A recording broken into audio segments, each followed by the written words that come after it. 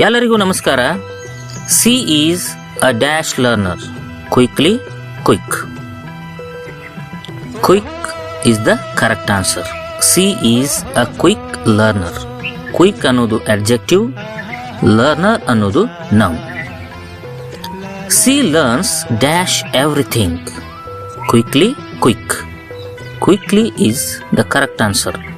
She learns quickly everything. Learns ಅನ್ನೋದು verb ಆಗಿದೆ, ಹೀಗಾಗಿ ಕ್ವಿಕ್ಲಿ ಅಡ್ವರ್ಬ್ ಬರಬೇಕು. It dash raining all day. Have been, has been.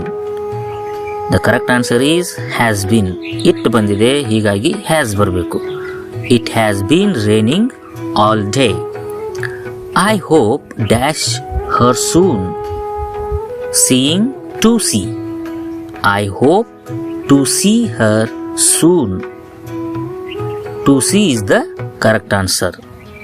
Sentence ಅಲ್ಲಿ hope ಅನ್ನೋದು ಒಂದು ವರ್ಬ್ ಬಂದಿದೆ, ಇನ್ನೊಂದು ವರ್ಬ್ ಬರೆಯುವಾಗ ಟು ಸೇರಿಸಿ ಬರಿಬೇಕು. ನಮಸ್ಕಾರ.